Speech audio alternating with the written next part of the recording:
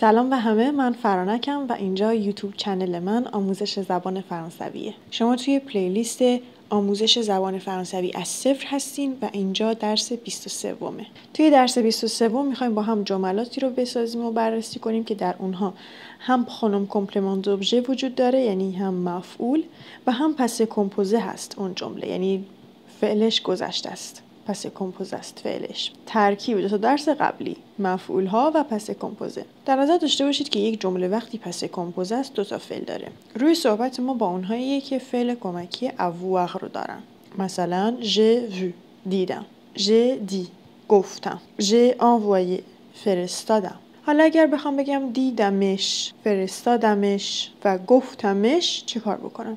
باید مفعولم رو بعد از فاعل بیارم.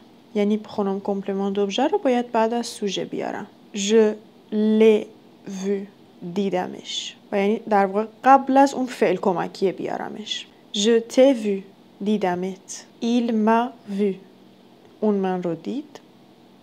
Je l'ai vu دیدمش مذکر. Je l'ai vu دیدمش مؤنث. Il nous a vu اون ما رو دید. Je vous ai vu دیدمتون. Je les ai vus دیدمشون. اینا سعوده بودن. بریم با سعویی هم ببینیم. Il m'a dit اون بهم گفت. Je t'ai dit من بهت گفتم. Je lui ai dit بهش گفتم. هم مذکر هم مؤنث. Il nous a dit اون به ما گفت. Je vous ai dit بهتون گفتم. Je leur ai dit بهشون گفتم.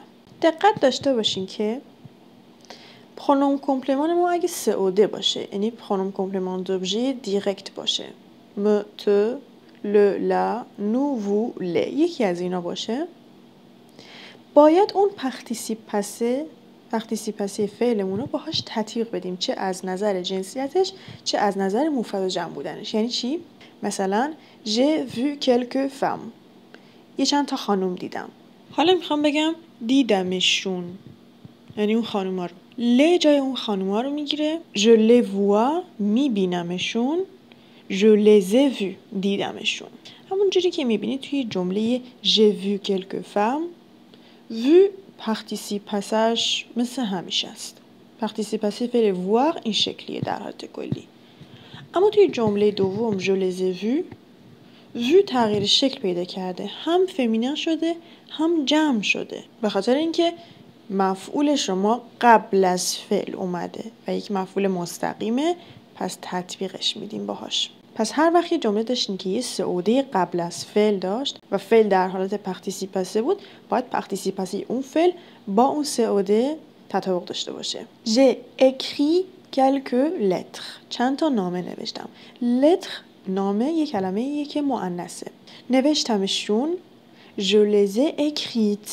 écrit پارتیسیپاسه écrit اینجا به خاطر اینکه ل اشاره به نامه ها داره و قبل از فعل نشسته، ما باید فعل رو با نامه ها تطبیق بدیم. هم فمینینش میکنم هم جمعش میکنم. écrite یه او میگیره و یه اس. je t'ai vu دیدمت. حالا این شخصی که دارم بهش میگم دیدمت یک خانومه، پس این تو نشون دهنده یک مفعول مستقیم مؤنثه. پس وو که پارتیسیپاسه هست رو باهاش تطبیق میدم، مؤنثش میکنم، یه او گذاشتم تهش. je l'ai vu دیدمش مذکر. je l'ai vu دیدمش مؤنث. همونجوری که میبینید املاشون با هم فرق داره، چون یه جا ل بوده یه جا ل بوده، منتها با آپاستروف به ا وصل شده و دیگه ما نمیبینیم که ل هست یا ل. اما از طریق فعلش میتونیم بفهمیم که این شخصی که دیدیم مذکر بوده یا مؤنث بوده. اما حواستون باشه توی س و ای این اتفاق نمیفته. این اگه اون مفعولی که داریم س و ای غیر مستقیمه، نیاز نیست که فعل باش تطبیق بدیم. je l'ai envoyé فرستادمش. je lui ai envoyé براش فرستادم. حالا توی اون جمله je l'ai envoyé اون چیزی که فرستادم une photo یک عکس بوده و فوتو مؤنثه، یعنی این ال آپاستروف که چسبیده در واقع ل بوده، پس انوایه تغییر شکل داده. اما توی جمله je lui ai envoyé مثلا این لوی سارا بوده، برای سارا فرستادم، چون لوی هم مذکر هم مؤنث. همونطور که میبینید انوایه تغییری نکرده. پس این تطبیق پارتیسیپاسه با مفعول فقط برای مفعول های COD هست، یعنی مفعول های مستقیم.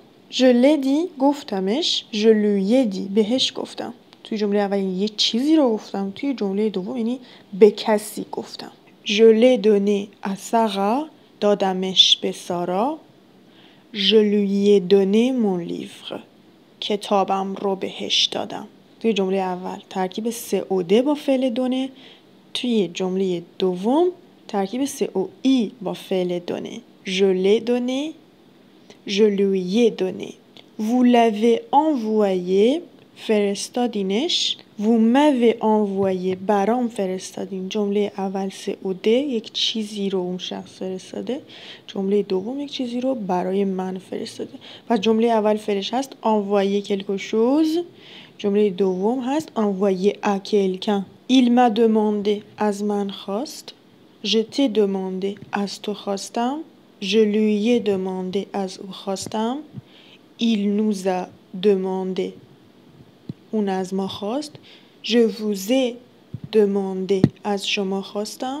Je leur ai demandé از اونا خواستم. حالا بگیم که شما از من خواستید.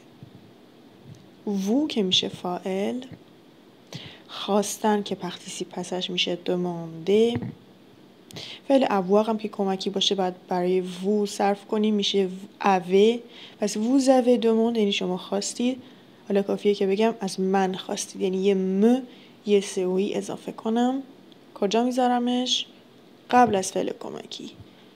فعل کمکی با وایل شروع میشه، م رو تبدیل میکنم به ام آپوستروف، پس میشه vous m'avez demandé. مثلا vous m'avez demandé de laisser un message. از من خواستید که یک پیغام بگذارم.